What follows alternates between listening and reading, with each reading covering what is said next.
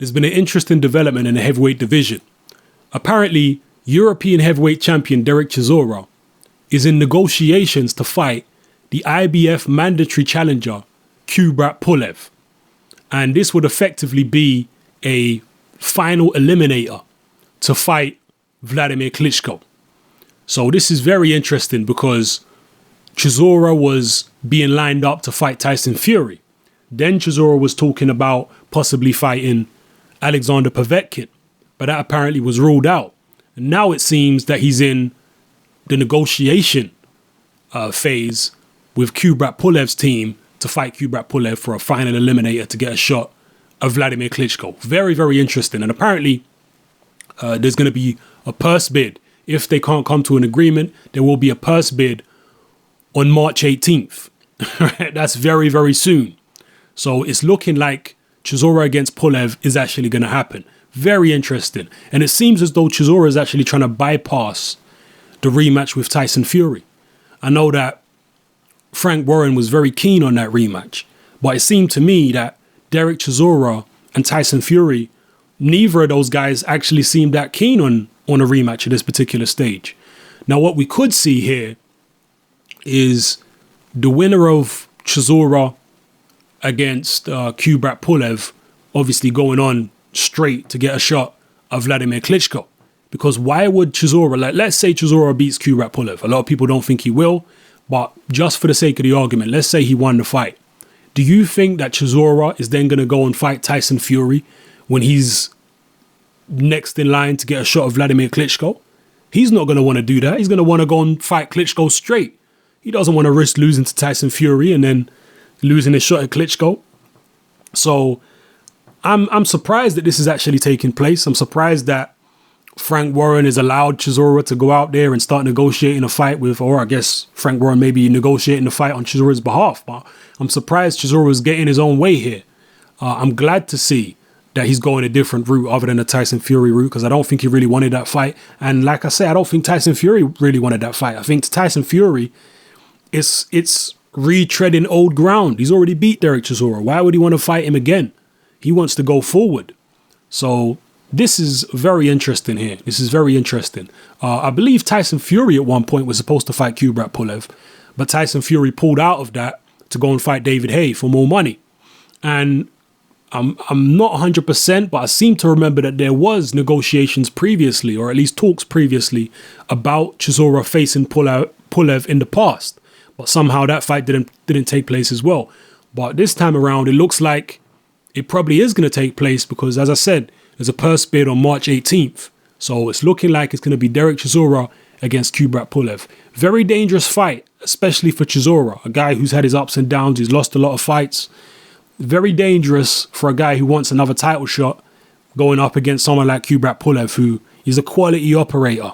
Quality operator. But I know Chisora will be fired up for that fight. Most likely he'll have to go over there to Bulgaria or Germany or wherever Kubrat Pulev is going to take the fight, probably in Germany. And it's going to be a tough one for Chisora, but kudos to him for wanting to take on Kubrat Pulev, because Pulev is one of the most avoided guys in the heavyweight division at the moment. So I think that's a good fight. It's a good matchup of styles. Chisora's going to come forward. Pulev's going to try and keep him on the outside and box and use his excellent jab. Excellent fight for the final for the mandatory position. Although Pulev is already the mandatory challenger, it seems, but somehow Pulev has been forced to fight eliminator after eliminator after eliminator, when other guys like Alex Leopai, beat one person and they go straight in and get a shot immediately. It's amazing that to me. And I've been having some debates with people on Facebook, in my Facebook group, Hatman Boxing. If you're not a member of the group, make sure you join.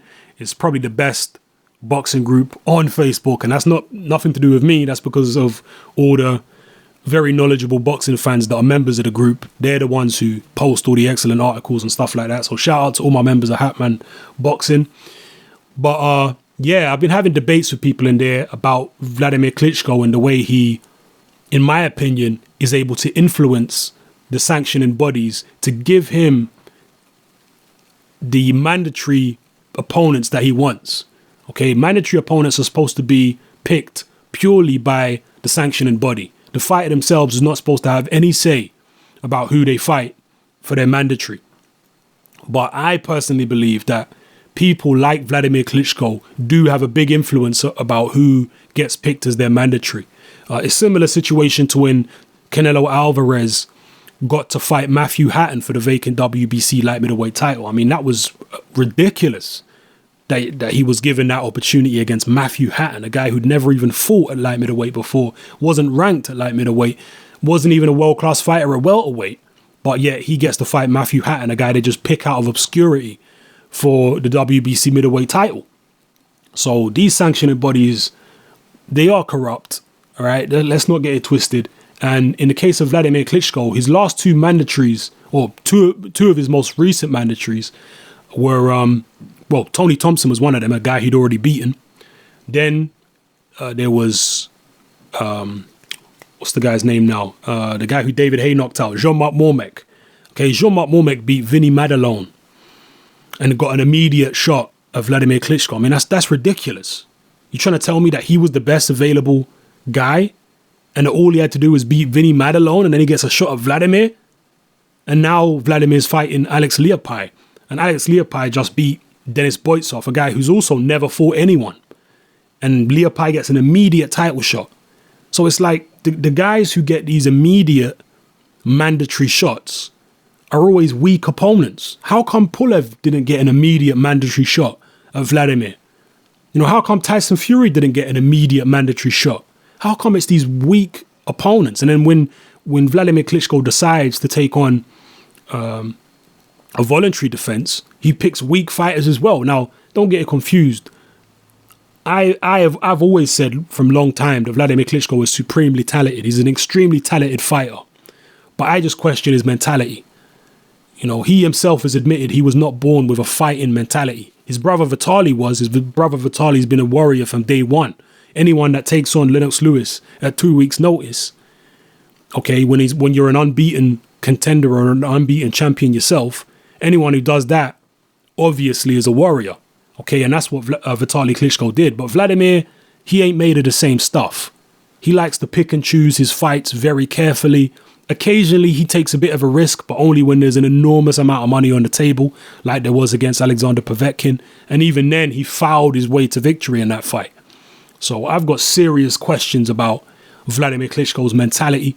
But in terms of his physical ability, the guy is a juggernaut. Right? I'm not going to sit here and tell you different. He's a tremendously talented fighter. And actually, I think a little bit underrated in terms of his physical talent. But, there you have it anyway. I'm going off on a tangent about Vladimir Klitschko here. But the main thing is we're going to get Chisora against Pulev. And the winner's going to fight Vladimir. Hopefully, they won't have to fight another eliminator.